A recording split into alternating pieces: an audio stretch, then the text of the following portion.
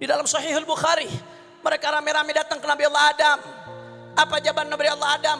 Ghadibal yawm rabbuna ghadaban lam yaghdab qablahu mithlah wala ba'dahu mithlah. Nafsi, nafsi. Kata Nabi Allah Adam, beliau angkat tangan, saudara. Nabi Adam yang diharapkan sebagai kakeknya semua manusia, dimintakan pertolongan hari itu.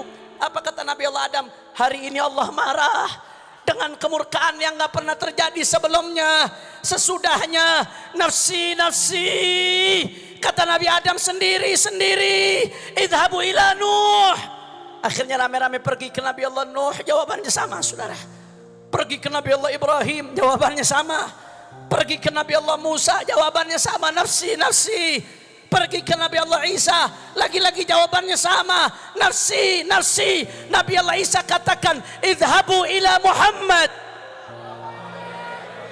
Pergi ke Nabi Muhammad.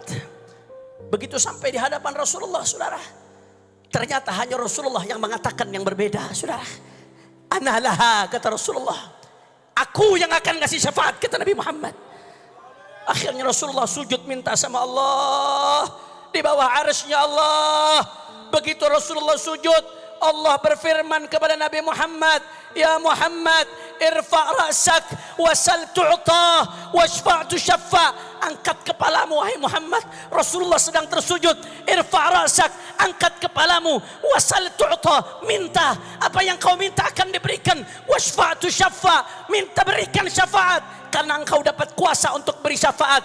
Begitu mendapat jawaban itu dari Allah, saudara, Nabi Muhammad bangun dari sujudnya. Apa yang dikatakan Nabi Muhammad? Ummati, ummati. Kita semua yang disebut sama Nabi, saudara.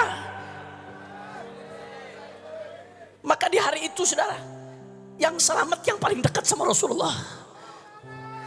Yang selamat yang bisa ngakses Rasulullah. Tapi kadang-kadang kita gak mikir, hari itu orang miliaran, saudara. Miliaran hari itu. Bukan 100 juta, 200 juta.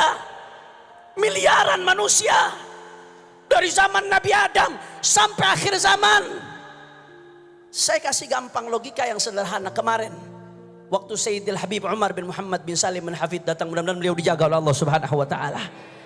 Pengajian setiap subuh di Istiqlal yang hadir hampir 50.000 orang. Jangankan mau salaman, deket aja susah. Itu baru puluhan ribu. Ini baru cucunya, bagaimana dengan kakeknya? Saya teringat waktu Sayyidil Walid Ayahanda Al-Habib Muhammad Rizik bin Husain bin Syihab, mudah-mudahan beliau dimenangkan perjuangannya oleh Allah. Ketika itu beliau datang dari Saudi Arabia. Lebih dari 1 juta orang jemput di bandara, saudara. Orang jalan jauh kiloan meter, saudara, orang jalan. Begitu sampai orang jutaan mau deket aja susah. Jangan kena salaman. Itu baru jutaan orang.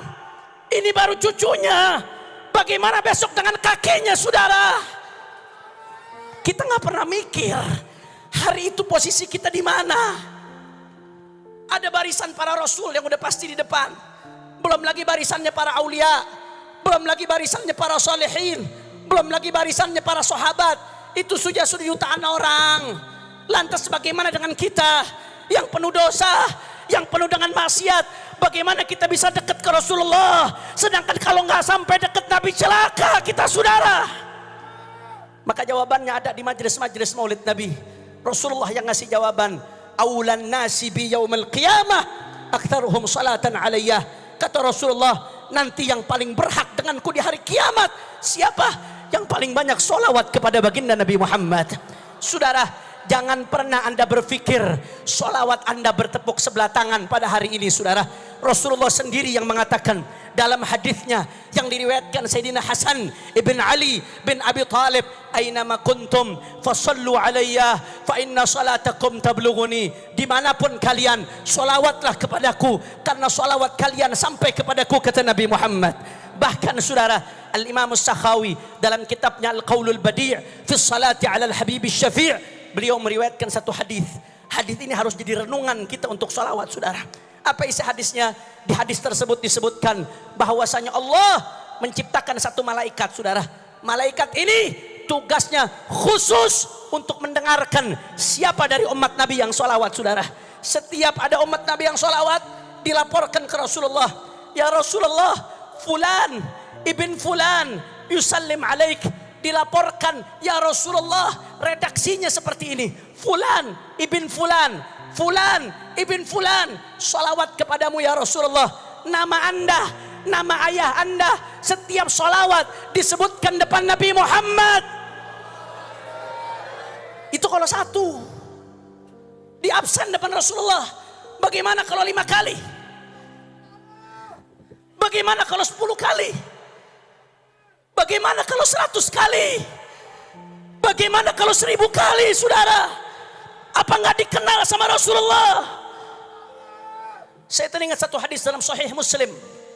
Rasulullah mengatakan dalam Sahih Muslim, inni la a'rifu hajaran bi Makkah kanat tusallimu alayya qabla an ub'ats, inni la a'rifuhu al-an. Kata Rasulullah, setelah Rasulullah diutus, setelah Rasulullah hijrah, kata Rasulullah, aku ingat ada satu batu di Mekah. Batu Mekah, Bapak Ibu sekalian, Mekah itu isinya gunung batu. Mudah-mudahan semua yang ada di sini bisa haji, bisa umrah, bisa ziarah Nabi Muhammad. Tapi Nabi mengatakan, aku ingat ada satu batu di Mekah. Batu ini dulu sebelum aku diutus pernah salam kepadaku, kata Rasulullah. Batunya salam kepada Nabi Muhammad. Apa kata Rasulullah? Ini udah puluhan tahun berikutnya, belasan tahun berikutnya, kata Nabi, inilah arifuhul an. Batu yang belasan puluhan tahun lalu sekali mengucapkan salam kepadaku, aku masih kenal batunya. Saudara, batu, benda mati, salam sama Nabi, dikenal sama Nabi, diingat sama Nabi. Bagaimana umatnya yang dirindukan Nabi Muhammad?